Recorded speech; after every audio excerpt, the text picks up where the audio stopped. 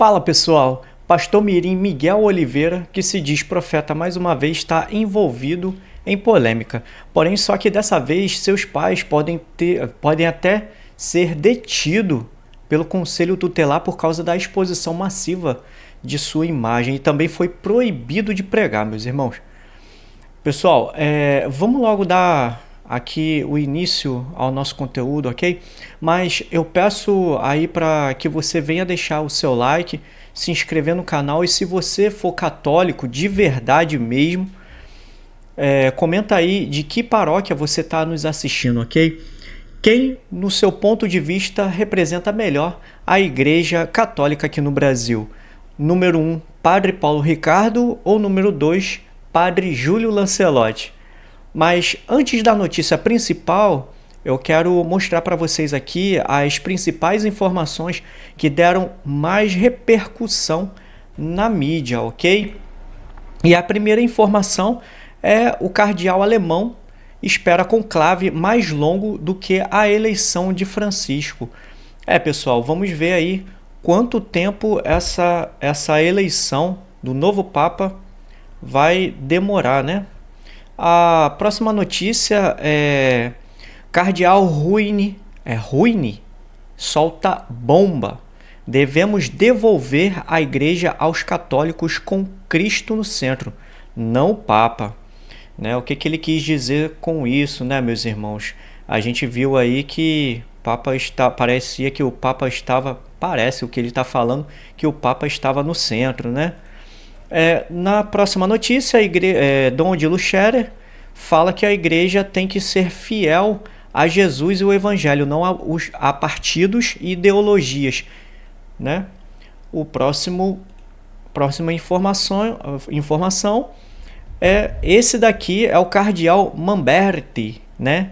Que será o porta-voz do Habemus Papa, né? Você sabia disso, meus irmãos? E a próxima notícia, cardeal alemão crítico de Francisco quer Papa contra o pessoal do lobby gay, né?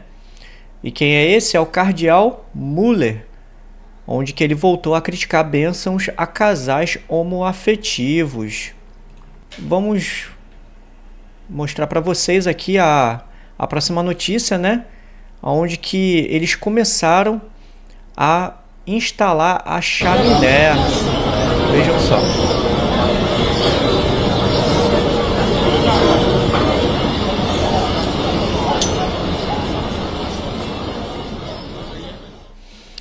A próxima notícia aqui, né? Vamos ver o que esse padre aqui falou sobre o Papa, né? Eu posso fazer uma observação? Claro. Com todo respeito, eu quero discordar do Frei Beto no que diz, quando ele diz que o filme retrata.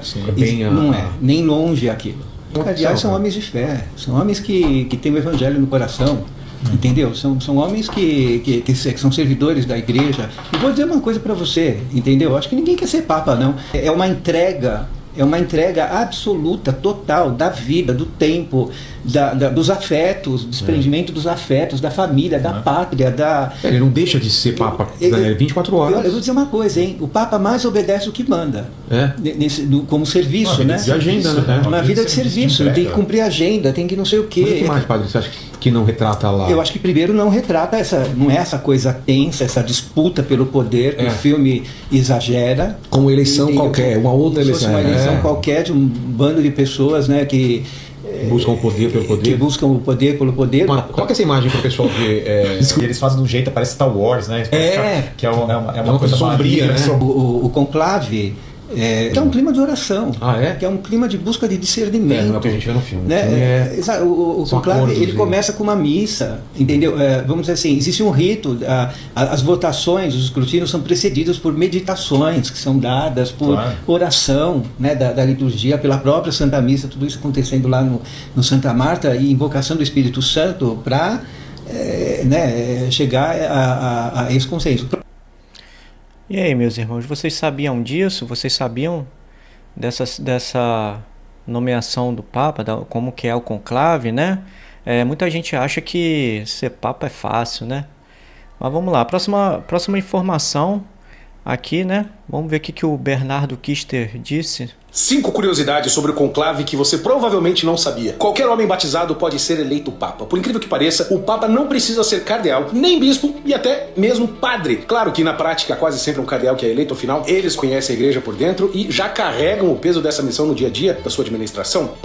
Bom, essa daí eu não sabia, né, meus irmãos? Essa daí realmente eu não sabia, que qualquer um pode ser papa. Pode parecer estranho, só que existe uma história no século III de São Fabiano, um leigo que foi escolhido. Segundo a tradição, uma pomba pousou sobre a sua cabeça durante a votação e aquilo foi visto como um sinal divino. Os bispos aceitaram e o povo aclamou como papa. Fabiano então foi ordenado padre, sagrado bispo, como manda a igreja nesses casos, e só então ele se tornou papa. Um papa só é papa se aceita o cargo. Ser eleito não basta. Após a contagem dos votos, o cardeal decano, ou o primeiro dos cardeais segundo a ordem e os anos de cardinalato, se aproxima e pergunta formalmente ao eleito: Acceptas ne electionem te canonice factam in summum pontificem? Aceita a tua eleição canônica como sumo pontífice? E ele, sim, pode recusar, mesmo que não tenha acontecido antes que a gente saiba. Então é escolhido o nome. Quo nomine vis vocare? Como queres ser chamado? O novo papa é imediatamente levado à Sala das Lágrimas, um pequeno cômodo ao lado da Capela Sistina, íntimo e solitário, onde o vigário de Cristo vestirá suas roupas papais brancas pela primeira vez. E nesse espaço, como o próprio nome diz, os recém-eleitos caem em prantos ao compreender o peso da responsabilidade sem igual que acabaram de aceitar. A cruz, o fardo. A partir dali ele carrega a igreja nos ombros. Os cardeais votam fazendo um juramento solene. Cada cardeal escreve o nome do escolhido em uma célula de papel, dobra o papel, caminha até o altar. Ali ele ergue um voto diante da imagem do Cristo no afresco do juízo final e diz: Testor Christum Dominum qui me judicaturus est, me eum eligere, que secundum Deo iudico eligidebere. Invoco como testemunha Cristo Senhor, que me julgará que estou elegendo aquele que diante de Deus creio que deve ser eleito. Em seguida deposita o voto num prato e com o prato vira para dentro da urna especial feita de bronze e volta ao seu lugar. A Capela Sistina é uma fortaleza contra qualquer tecnologia moderna. Durante o conclave, nenhum aparelho eletrônico entra. Nada de celular, smartwatch, gravador, ponto eletrônico, nada. A Guarda Suíça faz uma varredura completa, tudo é blindado contra espionagem, de fora ou de dentro. E aí, você conhecia todas essas curiosidades?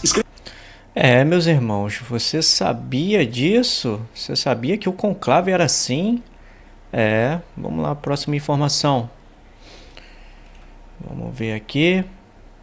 Até o Papa Bento XVI achava que o Papa Francisco errou. O Papa Bento XVI achava que o Papa Francisco errou quando começou a perseguir a missa de sempre. Agora vocês vão dizer pra mim que o Papa Bento XVI era sede vacante? Digam aí, eu quero ver que modernista Jujuba vai dizer pra mim que o Papa Bento XVI era sede vacante porque ele não concordava com a perseguição à missa de sempre que o Papa Francisco fez. E quem disse isso? O próprio secretário pessoal do Papa Bento XVI. Eu vou passar pra vocês aqui, pra vocês verem que não é o Álvaro que tá falando isso, é o secretário pessoal do Papa Bento XVI. Die Wiederzulassung des Messbuchs von 1962 als Missale für die außerordentliche Form des römischen Ritus ist dann nicht so weitergegangen, wie sich Papst Benedikt das gewünscht hatte.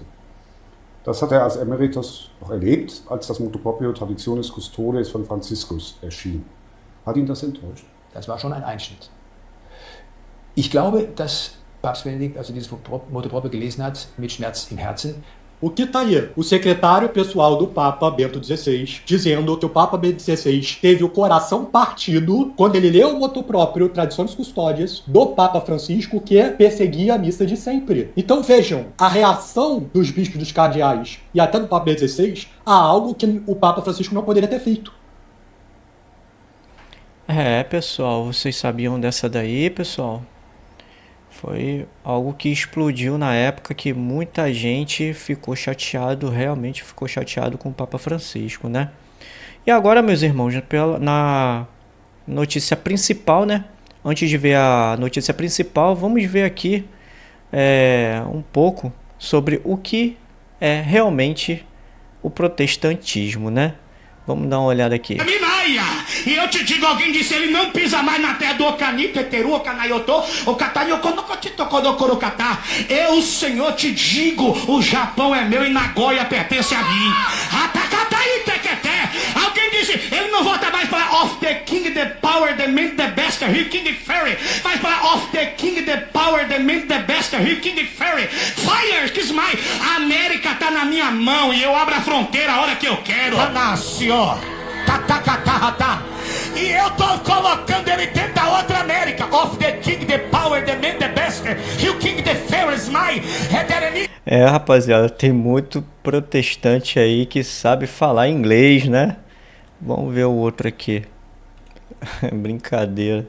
A imagem de Nossa Senhora de Guadalupe no México. Uma pastora evangélica apareceu num vídeo quebrando imagens religiosas, isso daqui é antigo, como a hein? de Nossa Senhora Aparecida.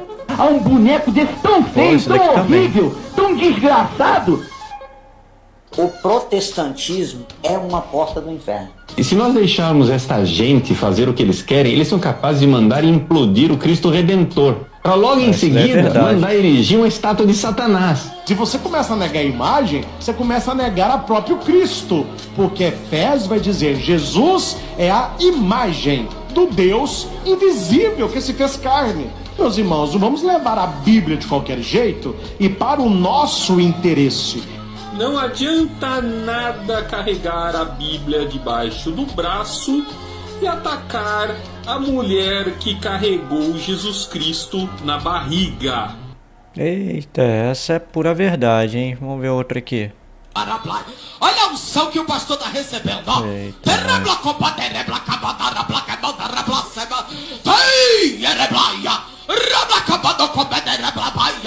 Olha a unção de cura!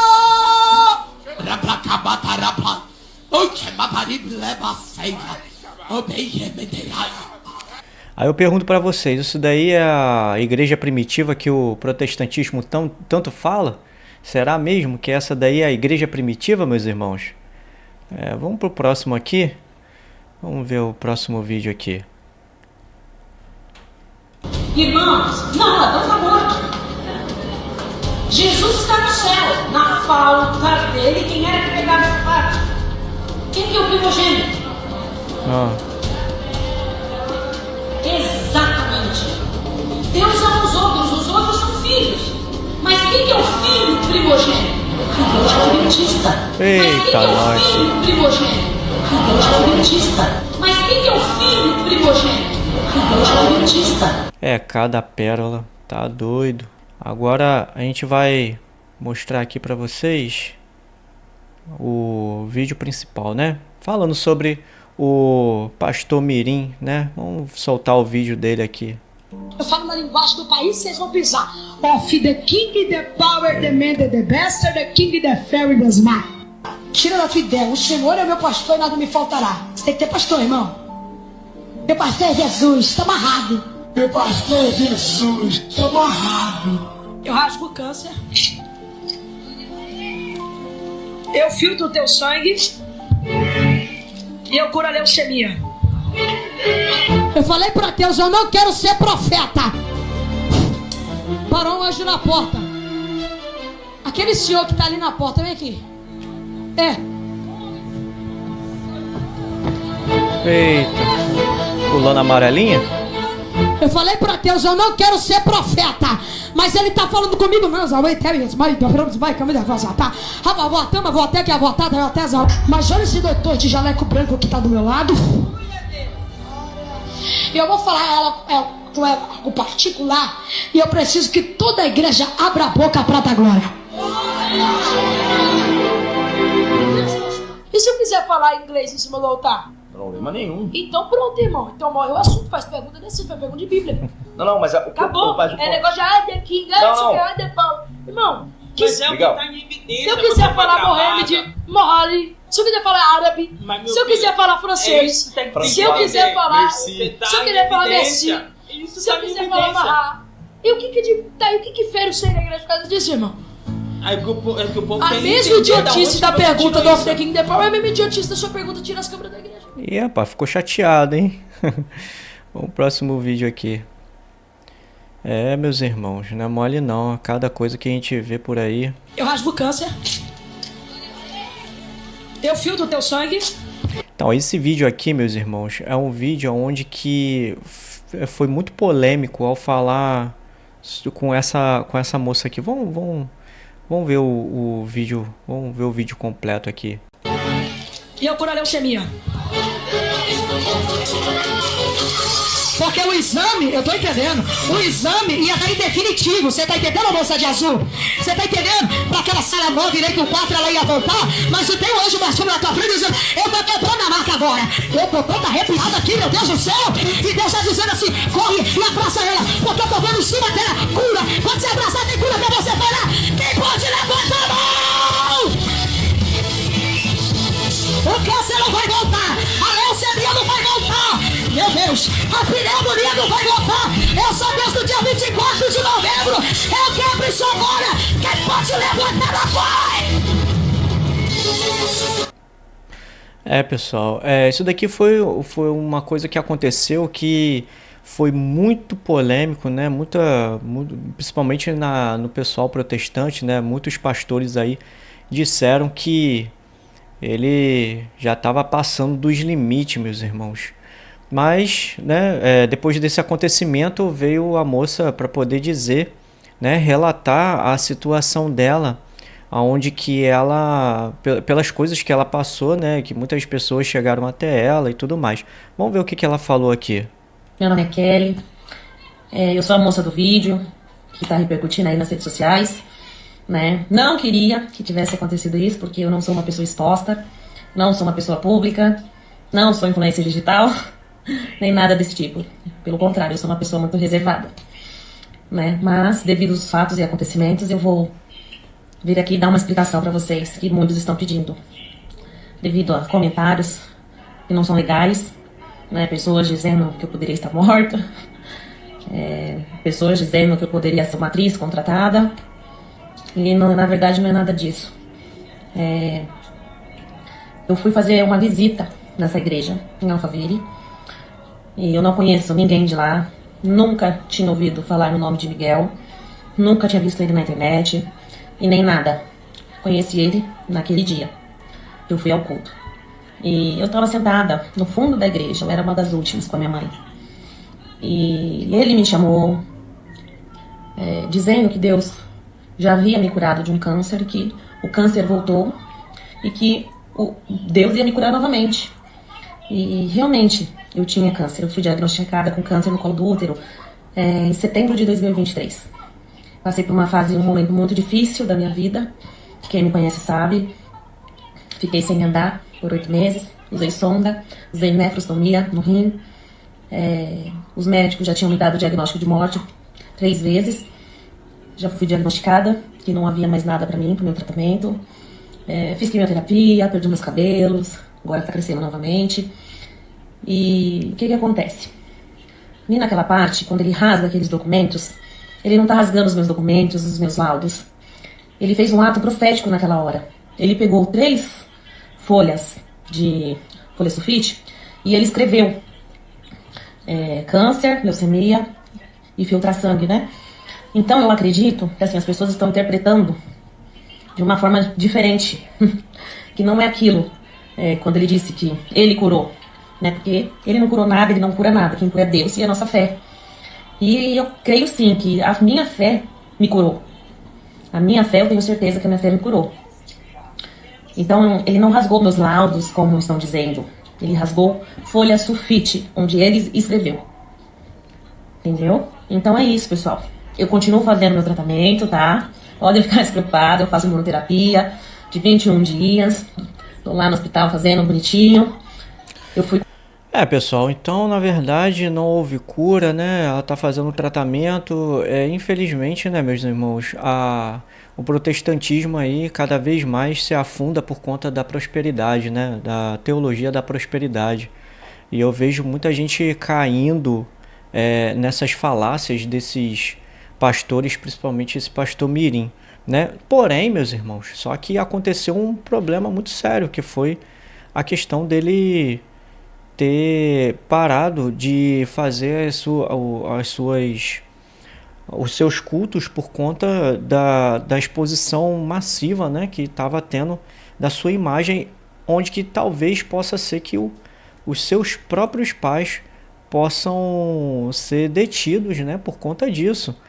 Então vamos ver aqui essa reportagem aqui sobre ele aqui.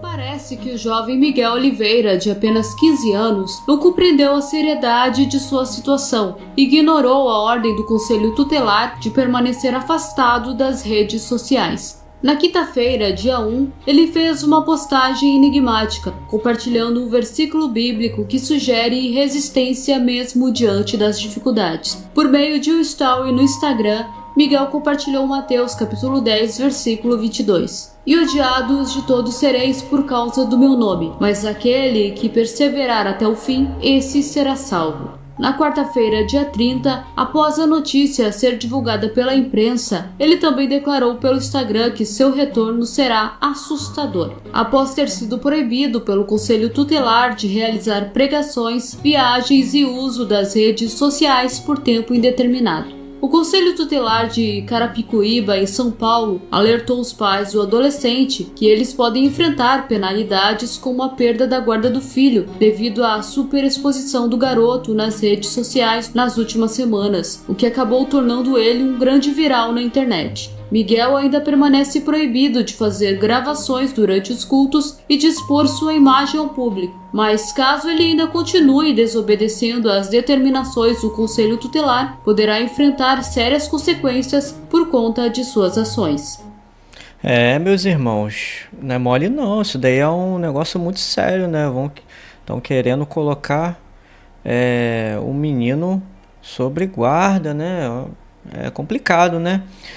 E aí, meus irmãos, me fala aí o que você achou desse pastor mirim, né? Sobre essa situação dele, com os pais dele, né? Com a justiça aí, né? Deixa aí nos comentários sua opinião, não esqueça de compartilhar em suas redes sociais e se inscrever aqui no canal se ainda não for inscrito. Por enquanto é isso, a gente se vê e que viva Cristo Rei!